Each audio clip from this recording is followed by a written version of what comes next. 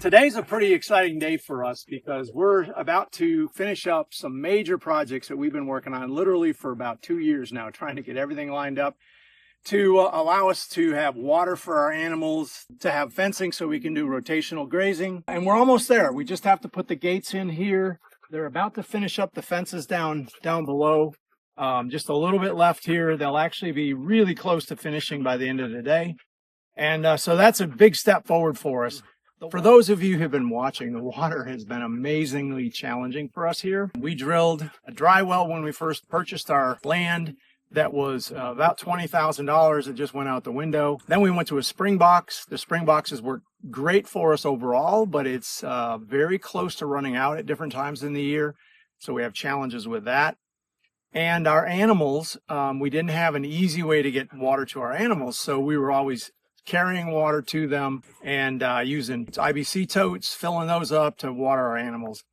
So we're about to solve all those problems. In fact, the water has been solved, and we've tested it. We put in about 8,000 feet of underground water lines across our property so that we can water our cows, our horses, our sheep, goats, pigs, chickens, everything.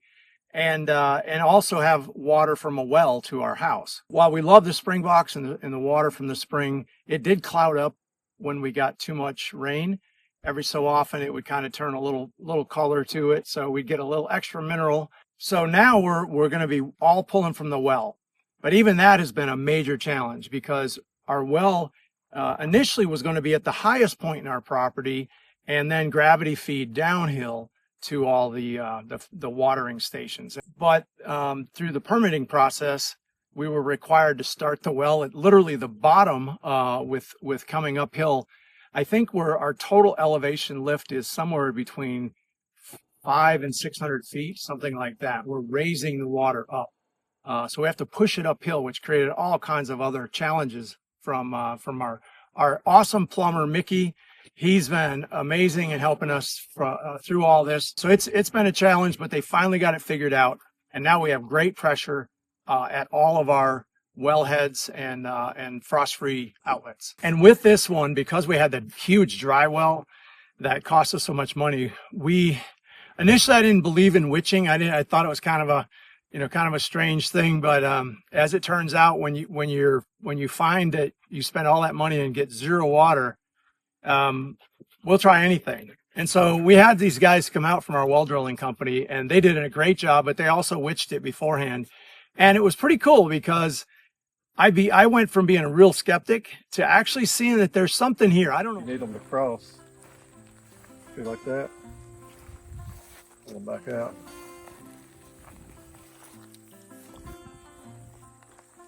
Now, is that just a aluminum wire? What kind of metal? Bucket handle. It's a bucket handle, so it's nothing special. What's the purpose of doing it's called witching, correct? Dowsing? Witching, whatever you want to call it. All right. What you want to do, you want to find an area, like up there, they were pulling about 20 foot apart. But if you find an area where they're pulling a lot, that means that there's a lot of fractures under here. And granite is so tight, you try to find the fractures. And the chances are better when you find the fractured areas, you're going to find water flowing in them. Okay. But again, it's not 100%. But it's some kind of magnetic pull that causes those wires to go across? They can trace this all the way back to the Egyptians. Really? Yeah. Well, that's pretty cool. Yep. You see how tight I'm gripping it? Yeah. Now, see that? I'm pulling back. As I'm walking over it, it's still pulling down to that. Sure enough. Look at that. And another way you can hold it is like this. And what I want to do when I do it like this, I want to actually twist against it till it's about ready to flip over that way, away from me. So watch what happens. I'm twisting. See, yeah. Coming back to me. Yeah. Look at that. See, I'm turning my hand. So you know, see what? So that's the strongest point right there where that flag is. Right there. If we find one spot that pulls down, you don't want to drill there. You got to be in an area where you find multiple. You're getting multiple again. That way you know the ground's fractured up underneath it, and that's going to give you better chances of hitting water. Okay. So that's basically it. All right, awesome, thanks. Ooh, that was cool. So how is it that you're doing that just with the stick? No idea. You have no idea, it just does it, huh? No.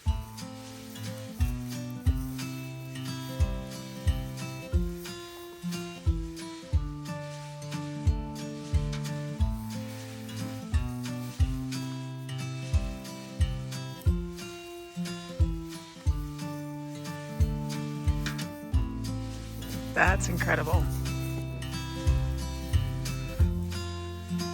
Awesome. Turns right in there.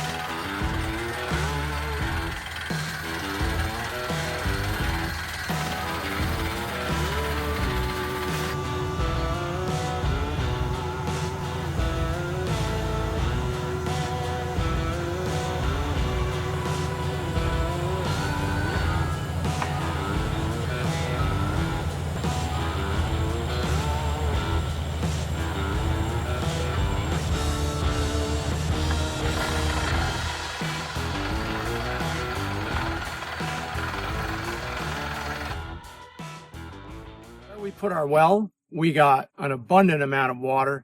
I think for us in this area, it's a very high well. It's about 8 gallons a minute, something like that. So we've got plenty of water, and they only had to go down 350 feet, I think, something like that, compared to our other well. We went 700 feet and got nothing. So it was a big step forward. Really excited about that, and just happy, just grateful after 4 years of messing around with water. We finally can say we have water.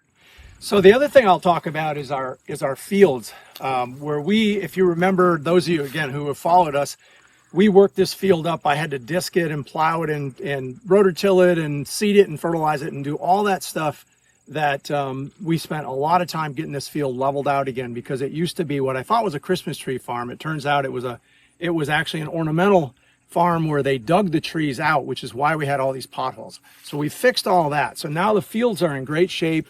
They have clover, fescue, and really good grass. And it really came in nicely for us this spring.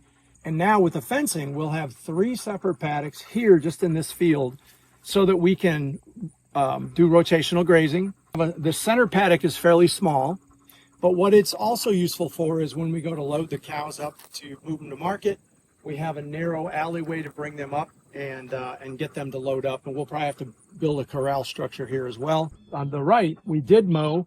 Took a crop of hay off it in September, and as well as this. But that side we left because it has some deep grass. Once we're ready in a few days to put the gates on, we'll move the cows into that paddock first. And then they'll have an awesome opportunity to graze there for several, at least 10 days. Kind of our goal during fly season anyway will be every 10 days to move them to a different paddock to help keep the fly population down. And that's been one of the challenges we've had here, is the flies are very bad, and we don't want to use fly spray on them. We don't want to put chemicals on them. And so that's one of the things that's kind of a trade-off. So we're going to try to do a better job of managing fly populations through rotational grazing. In addition, that's going to be good for the soil and rebuilding the soil health. So it's all around good for us. It's a win-win for the soil and rebuilding that. It's good for the cows with fewer flies, and we don't have to use fly control, fly spray, or anything like that.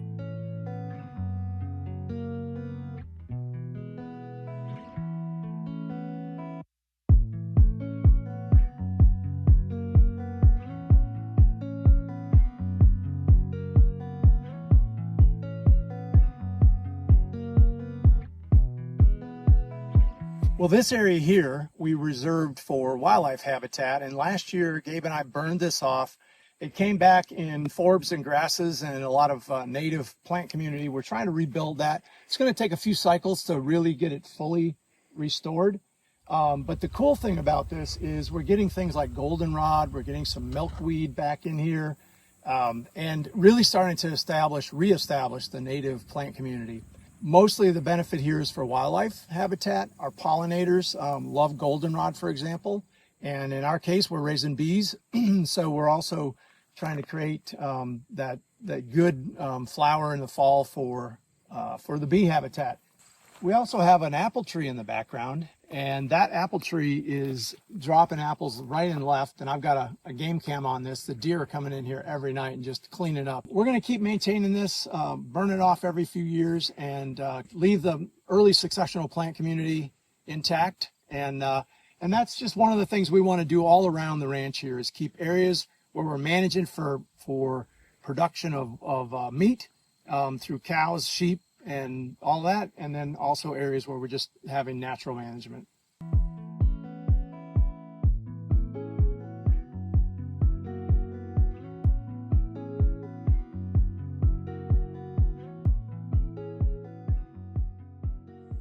This is all part of our water system set up here. We built a base of gravel, and then we put the concrete pad down, and then we put the watering system on top. Mickey is here creating a nice pad around the new watering place for the cows. Got lots of stone that's going to be going down.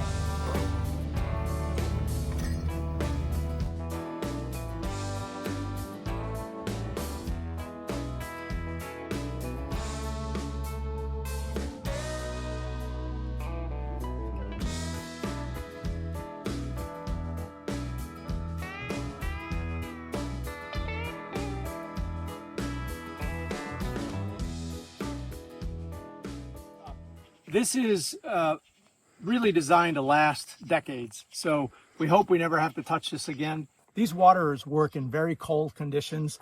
They're not completely freeze-proof. They're not heated, but the way this is set up, in the fall we'll raise the level up a little bit. These balls will rise up and they block off this area here, seal it up, and then you know, it can take down, I guess my understanding is about less than 20 degree temperature overnight for extended periods of time before it freezes up. And as long as the cows are working it fairly often, pushing down on the ball, they get their water, so that you can train the cows really easily to drink out of here. They just push down, get their water, and then it comes back up and it seals against the top. And that prevents it from freezing. So pretty good system. Maintenance, pretty low maintenance as well. And these are made by Ritchie watering systems. So we have them in each of our paddocks. We have about 7 in total across the property. And that was all part of our water system. I think I mentioned we have about 8,000 feet of water lines through our property. And it's a major undertaking, but it's part of building our infrastructure. We've been building this between roads and fences and all the different things. Now water, power, we're getting there. So that's why I'm excited about this whole project being just about finished. The water is done, now the fences, and then we can wrap it up.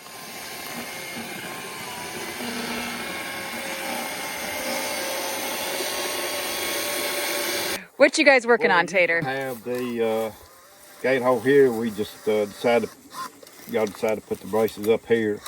Then we're gonna go down there and finish that gate hole up. Okay. Put the brace up on each side. Then after we get done all this, put the wire up. Then we're gonna go ahead and pull the rest of this wire up today. Awesome. So if I hadn't changed my mind, you wouldn't have had to have this brace here, is that right? Right. So this would have been a gate here, Yes. That was the but original someone plan. changed his mind. I know, but I changed my mind a lot. So, you know.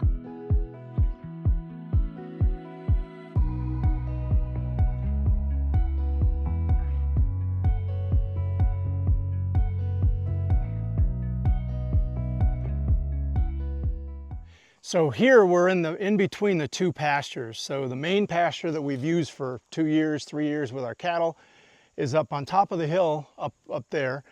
And we're cutting a path down here. It's just going to be a narrow alleyway so that we can easily move our cows between the 2 paddocks that are up there down to the 3 paddocks here in the field we were just in. We had to make a proper creek crossing here so that it can not erode a bunch of dirt down in the creek. So.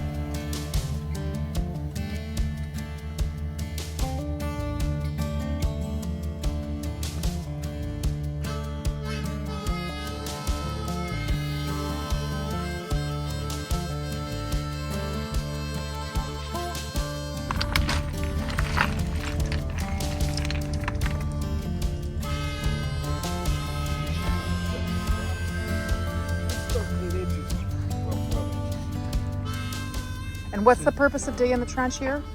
When a big flood comes through, it's to keep it all In place? in place. Okay. It's not Blow out down. doesn't blow out. Okay, got it.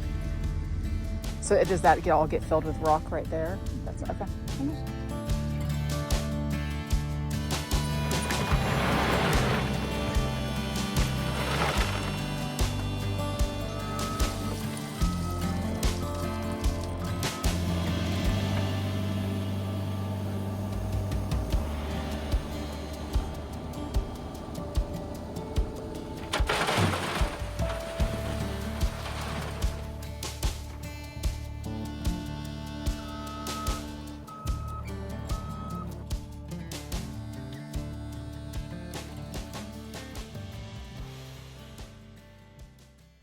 The other thing we're going to do with that is then fence on both sides of it, so we have a narrow path for the cows to come from the upper pasture and bring them down here into the 3 paddocks that we're just creating here. So it's going to be an easy way for the cows to come back and forth whenever we want to move them.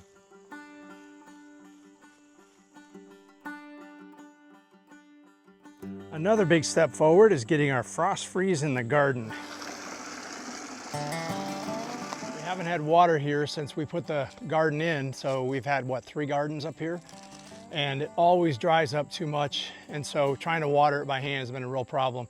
So now, with a frost-free, we've got 2 in this garden, so we can set up a sprinkler systems. Now we have water for the garden. It's going to make a big difference for next year.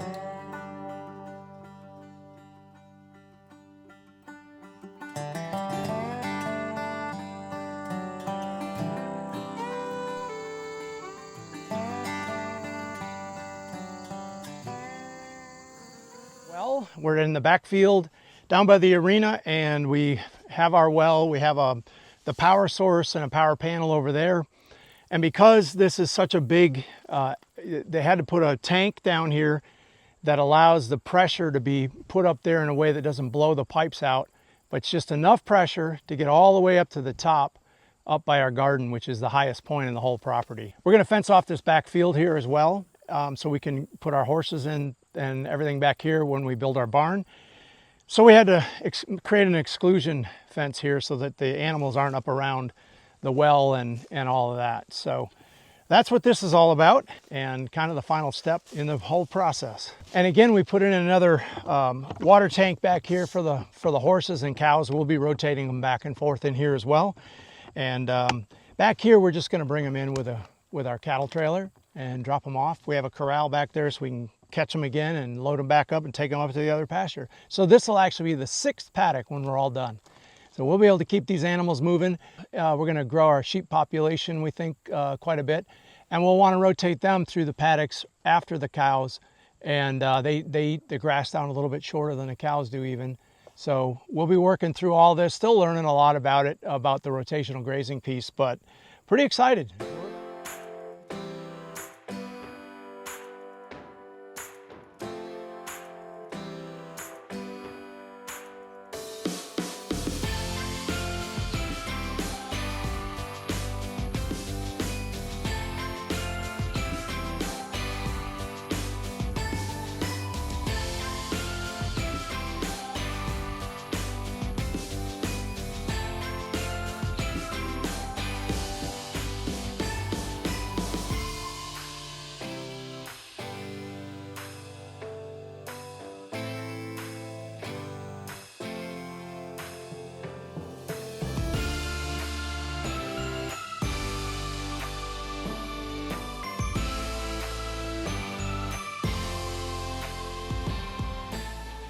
Hey everyone, I just hope you really enjoyed this video, and hit the like button, subscribe, and make any comments. Brooke loves your comments. I love them too, and the nice ones especially. And you know, look forward to seeing you guys on the 25th. We have this big event back here in the arena, and so we'll be sharing some more messages around that, and look forward to some exciting videos on the refuge at Freedom Ranch. Take care.